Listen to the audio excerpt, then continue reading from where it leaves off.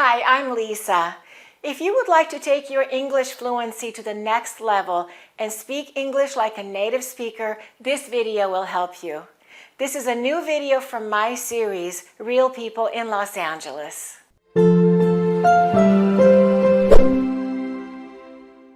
You will listen to my conversation with Janetta, who has a business that she's really passionate about. She really loves her job. I will teach you the expressions and the vocabulary that she's using, and I will show you how to use the new words and expressions in other situations. And then you can start using them when you're speaking English. I think that's one of the most effective ways to learn English, by listening to native speakers and learning the vocabulary, the expressions, and the grammar that they're using. Janetta's business is called Spoiled Pooch. One of the main things that they do is dog walking. They take dogs for walks when their owners are at work. They also offer other services related to pets. Take a look at this video. While I was talking to Janetta in the park, look who showed up. These are Janetta's employees working. They were walking the dogs in the neighborhood where we were filming, and they passed right next to us. Let's listen to the first part of my conversation with Janetta, and then I will come back and I will teach you some vocabulary and some expressions she was using, and I will give you other sample sentences. What is the name of your business? Spoiled Pooch. What do you do? Well, we do dog walking and pet care. So we do cat visits, bunny visits, guinea pigs, reptiles, anything that is considered a pet to our clients, we love and care for when they're unable to. What is your favorite part of your job? The dogs, the greeting that they give you. Their joy is very contagious, so it just makes me really happy. And then you go on a walk, and we live in beautiful West Los Angeles, so there's really a lot of beautiful places to walk along the beach, along the neighborhoods, the canals in Venice. It's just a really rewarding job. You said you have a pet? I do. So I have the original Spoiled Pooch, Thaddeus Pierre. He's a French bulldog. I got him when he was just a little baby, and that's what he is. He's a baby. He's not a dog. He is my child. He is my fur child, and I think that's what attracts the certain clientele that I have, is we all have that same philosophy that these dogs, they're not dogs, they're fur children, and that's how we treat them. And interestingly enough, that's an LA thing. I grew up in Northern California, and dogs are dogs. They're outside. You don't walk them. They run around the property. They usually don't come in the house, maybe just for, sleeping at night. But here in LA, these little fur babies are, treated with the utmost care, and they're spoiled. They're spoiled pooches. Let's look at the meaning of the name of Janetta's business. What is the name of your business? Spoiled Pooch. Spoiled Pooch. Pooch means dog.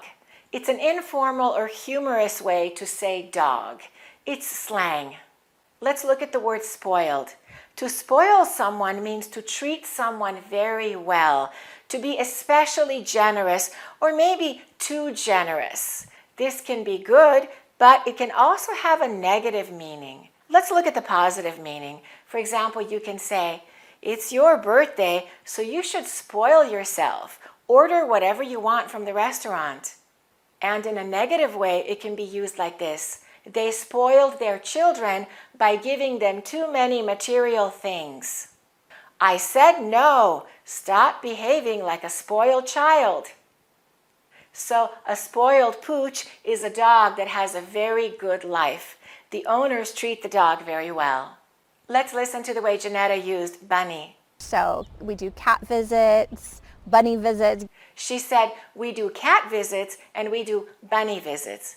A bunny is a rabbit, and this word is used by children or when we're talking to children. We can say bunny rabbit or Easter bunny or chocolate bunny. Let's look at the word fur, and let's listen to the way Janetta said fur child. He is my fur child. Fur is the hair of animals. So your fur child or your fur baby is your pet. When we say fur babies, we're talking about pets that we love and that we give a lot of attention to. Let's listen to the way some other people used it. With your friends and your family and your fur babies. My 4 beautiful little fur babies. I love them so much. Let's listen to the way Janetta used clientele. And I think that's what attracts the certain clientele that I have, is we all have that same philosophy. She said, that's what attracts a certain clientele I have. And clientele are groups of customers or types of customers. We can say, that hotel attracts wealthy clientele. Janetta used a very common expression. She said, interestingly enough. Let's listen. And interestingly enough, that's an LA thing. She said, interestingly enough, that's an LA thing. Interestingly enough means the information I'm going to tell you is interesting or unexpected. You can say it at the beginning of the sentence or in the middle or at the end of the sentence. Let's listen to the way some other people used interestingly enough. Interestingly enough, she plays lacrosse, she plays basketball, she plays soccer. Well, interestingly enough, the cop part was the hardest part for me. I maintain friendship with all of them, interestingly enough. Let's listen to the way the word thing is used. She said, that's an LA thing.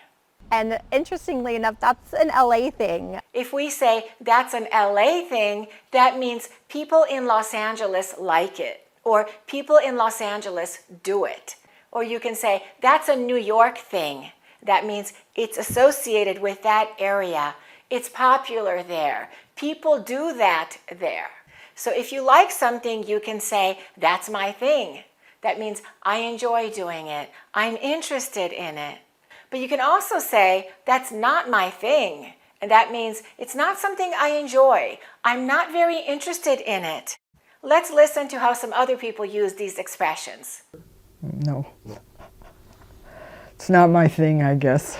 It's not my thing. But designer stylish, I know. I think it's a New York thing. I don't know if it's just an LA thing. Let's listen to the way Janetta used the word utmost. But here in LA, these little fur babies are, treated with the utmost care, and they're spoiled. They're spoiled pooches. She said, but here in LA, these little fur babies are treated with the utmost care, and they're spoiled. Utmost means the greatest or most extreme amount, the greatest possible degree. So instead of saying, this matter is very important, you can say, this matter is of utmost importance. And instead of saying, I will try very hard to improve my English, you can say, I will do my utmost to improve my English. Why don't you pause this video and make a few of your own sentences using the word utmost? Let's listen to the next part of my conversation with Janetta, and then I will come back and I will teach you more vocabulary and expressions. And why do you think it's different in LA versus Northern California or other places? Well, I would say it's an urban thing. It's not just LA. I think in New York it's similar. One, we don't have big houses and big yards. I grew up on 10 acres, so the dogs just sort of roamed, and I can go hiking up in the mountains. Just take the dog with you. It's a different lifestyle. So here, even if you have a house, you have a smaller yard, and most of us live in condos or apartments with no yards. And so dog walking is a part of our everyday routine. So we come in while they're at work and we take their dog out. They get exercise, they get love, and they get to use the bathroom. Do you accept all breeds? We do. One of the things I do for the company is I'm a matchmaker. I find the right walker for them because we want everyone in all parties to be comfortable. So if one of our walkers, one of our team members is not comfortable walking a German Shepherd or a Pit Bull who could be reactive to, say, a garbage truck or to other dogs, everyone has their own quirks. The dogs are just like us. They each have their own personalities. So we want to find out about the quirks and then match them up with a walker who loves that dog anyways and knows what to look out for and holds on to the leash when the garbage truck is going to roll by, or if another dog is coming, knows to cross the street and keep everyone safe. Wow, there's more to it than I thought. Yeah. I mean, there's a science to dog walking. There are clients who, their dog's timid. Maybe they're a rescue. maybe they've had some abuse in the past, maybe they don't like men, maybe they don't like men wearing hats. So it's very important to do like the investigation work, find out what is going to make them comfortable, and in that case put a female walker with those dogs. You really know a lot about dogs. Well, I've been in the business 10 years, and I'll tell you, I learn something new every day. You already learned how to use the word thing in an expression. And Janetta also said urban thing. Let's listen. Well, I would say it's an urban thing. She said, I would say it's an urban thing. That means it happens in urban areas. It exists in big cities. It's an urban thing. Janetta said she grew up on 10 acres. Let's listen. I grew up on 10 acres. Her house was located on 10 acres of land. It was surrounded by a lot of land. Let's listen to the way Janetta used the verb to roam. So the dogs just sort of roamed, and I can go hiking up in the mountains. Janetta said the dogs just sort of roamed. And to roam means to walk with no clear purpose or direction, to wander. You can say, chickens roam freely in the backyard. Or, when I visit a new city, I like to roam around. Do you know the meaning of the word breed? Let's listen to the way I used it. Do you accept all breeds? We do. I asked Janetta, do you accept all breeds? A breed is a type of dog, a type of animal that is kept as a pet. And these are different breeds of dogs. You can ask someone, what breed is your dog? Or, what is your favorite dog breed? Let's learn the meaning of the word quirk. Let's listen to the way Janetta used it. Everyone has their own quirks. The dogs are just like us. They each have their own personalities. She said everyone has their own quirks. The dogs are just like us. They have their own personalities. A quirk is an unusual habit or an unusual part of someone's personality. Maybe something strange about a person. You can say, you have to get used to other people's quirks. Or, he's a nice guy, but he's got some weird personality quirks. The next expression is really common. There's more to it. Let's listen to the way I used it. Wow, there's more to it than I thought. I said, there's more to it than I thought. And that means it's more complicated than I thought. Or it's more complicated than it appears. You can also say, there's a lot to it. And that means there are a lot of things to know about. Or there are a lot of elements to it. It's not so simple. There's a lot to it. We can say, flying an airplane looks easy, but there's a lot to it. Let's listen to how some other people use this expression. You still have to edit, export, upload, title. There's a lot to it. So in teaching music, there's a lot to it. You probably know the verb to rescue. But do you know what a rescue is when it's used as a noun?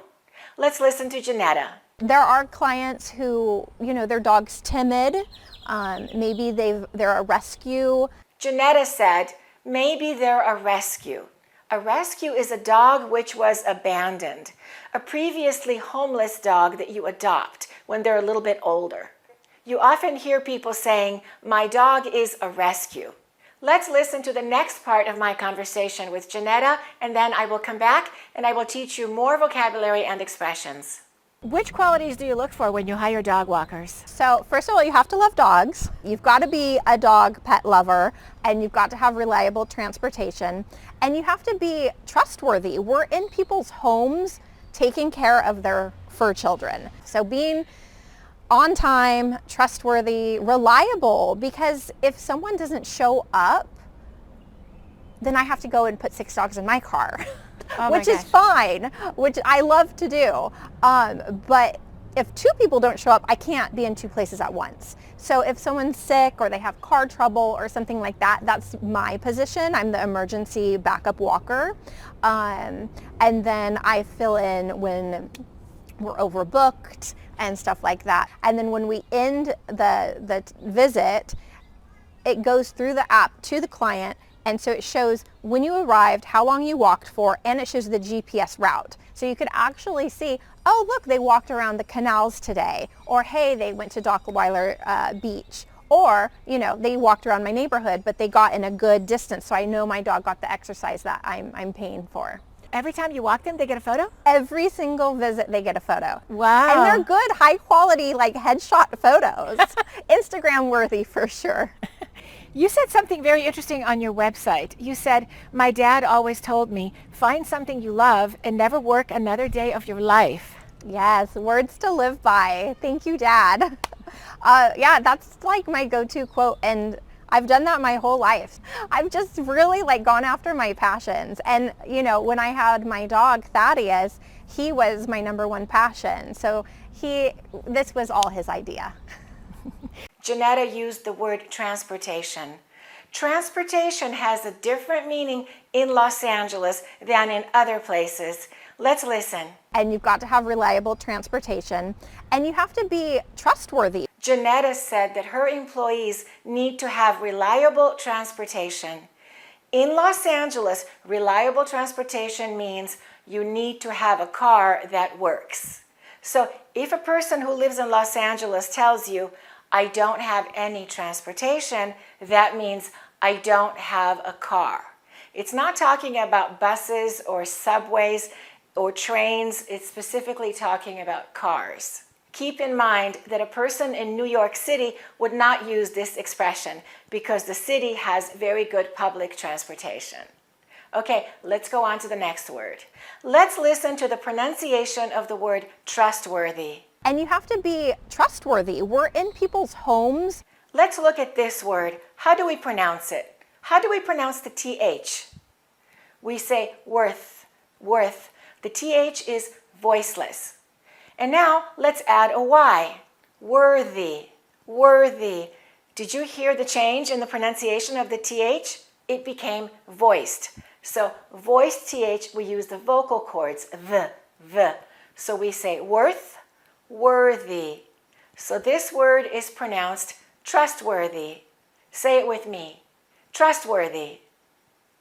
Janetta said, you've got to have reliable transportation and you have to be trustworthy. A trustworthy person is a person that you can trust, an honest person, a reliable person. You can say, that employee is very trustworthy. Let's listen to the way Janetta used the phrasal verb to fill in. And then I fill in when we're overbooked. Janetta said, I fill in when we're overbooked. When you fill in, you do another person's job for a short period of time because they're not there, or maybe they're not able to do it. To act as a substitute. For example, you can say, I can't work on Saturday. Could you fill in for me? Janetta's dad gave her great advice about work, and she said the advice was words to live by. Let's listen to how she used this expression. You said, my dad always told me, find something you love and never work another day of your life. Yes, words to live by. Thank you, Dad. Janetta's dad said, find something you love and never work another day of your life. And what that means is, if you really love your job, it's not going to feel like you're actually working. You'll be having a good time. And that's how Janetta feels about her chosen career. And she said, those are words to live by. And that means that's valuable advice that can help me throughout my life. Words to live by. We already learned the word trustworthy, but she also said Instagram worthy. Let's listen to how she used it. And they're good, high quality, headshot photos. Instagram worthy for sure. When photographs are really good and they're good enough to be posted on Instagram, on social media, you can say they are Instagram worthy. These photos are great. They're Instagram worthy. Or you can say, this location is Instagram worthy. I recommend that you continue to listen to native speakers.